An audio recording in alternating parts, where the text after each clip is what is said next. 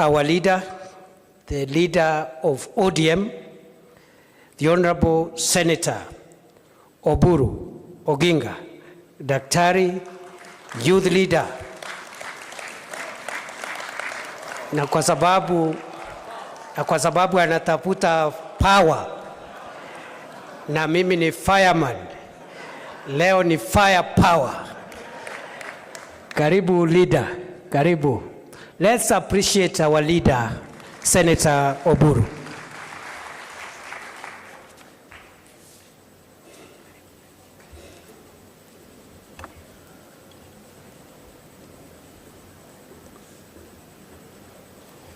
Your Excellency, the President of the Republic of Kenya and Commander of the Armed Forces, Dr. William Samoei Ruto, the Deputy President, and all protocols observed, fellow members of Parliament, I would like not to make, I have a written speech here, but I don't want to read it all. I want to have it here as part of the today's meeting, and I will give it to the press also to have it. But I'm used to speaking off the cuff. It is better for me than reading long speeches. Your Excellency, the report of the 10-point agenda committee headed by my sister, Honorable Professor Zani, is finally presented to us as a joint parliamentary session. Mr. President, this is not a small feat. Mr. President, the country has been waiting for this. The country has been waiting for this because we are in this broad-based government, but there are people who thought that this report is the one which formed the foundation for establishing broad-based government. Mr. President, I want to inform the country that broad-based government started long before the 10-point agenda came. Mr. President, therefore, it cannot depend, the broad-based arrangement cannot depend on the 10-point agenda. 10-point agenda was meant to strengthen the broad-based arrangement. And Mr. President, the 7th of March, which was slated as the date for making the report, was not the end of the broad-based arrangement. The broad-based arrangement goes up to 2027. The 7th of March was marking the beginning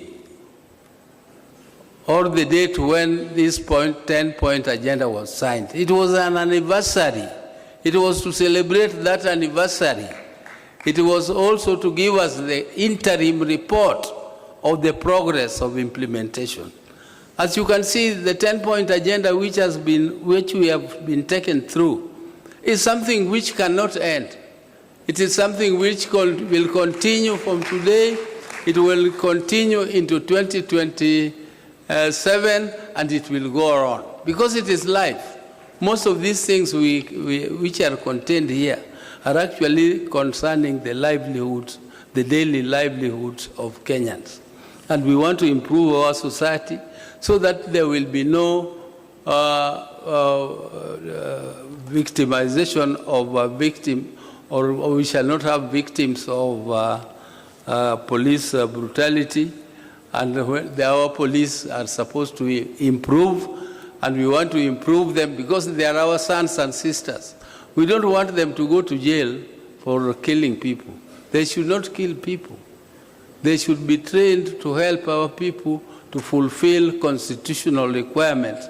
If our constitution allows demonstrations, let them be allowed to demonstrate, but demonstrate according to the law.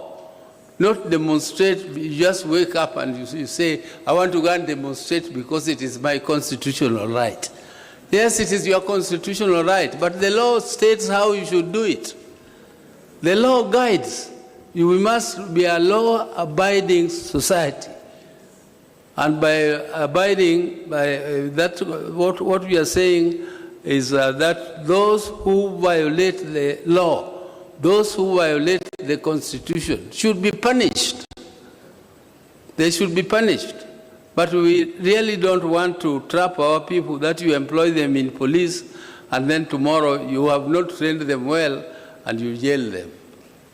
That is not the intention of the Constitution. We want our police to be professional, but for now we are going to compensate those who lost their lives.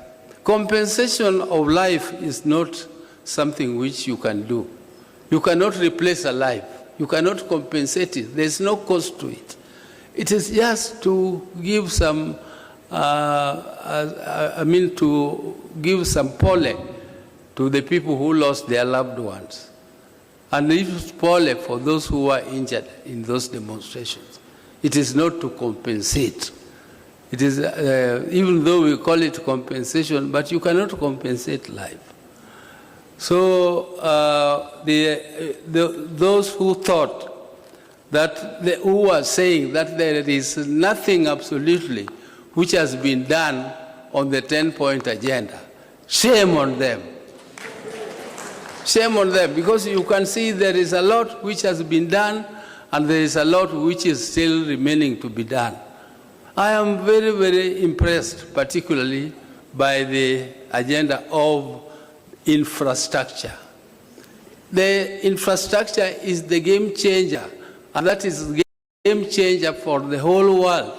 If you go to these countries, we are saying we want to go to Canaan through Singapore. That Singapore used exactly the same methods we are using, including the infrastructure fund, including this infrastructure fund which the president signed into law yesterday.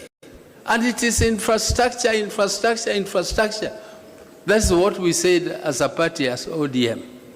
If we continue to implement these infrastructural projects, the major ones like the SGR, through Kericho to Kisii, Kisumu, and up to Malaba and Busia, which is a big game changer.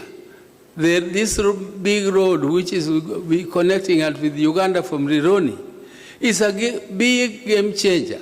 And I was so impressed by the report about Northeastern. Northeastern Kenya is regarded to be an arid and semi-arid land. But there is a lot of wealth there.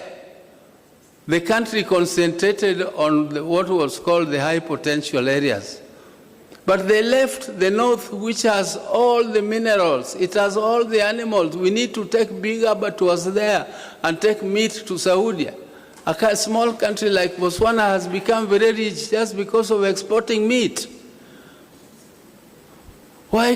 And we have ignored that area. Instead of opening it up, it is left as a security area.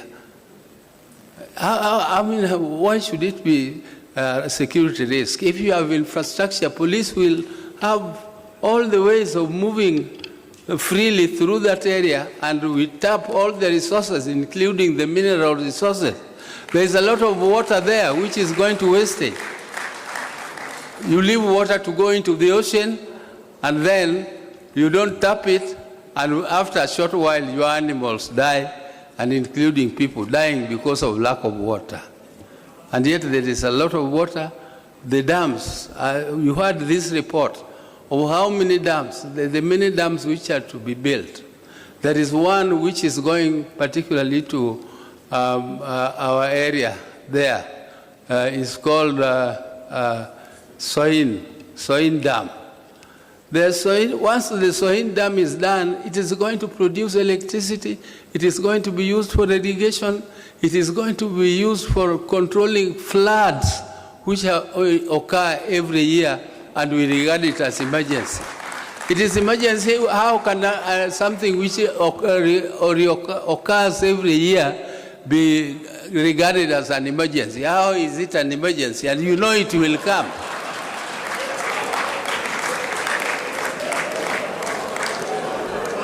So you have... Thank you. Yeah, I don't want to... Your Excellency, I said I'm not very good at reading speeches, and therefore I will leave this my speech. I don't know, I will give it to the President, but I have spoken my heart. I've finished what I wanted to say. Thank you very much.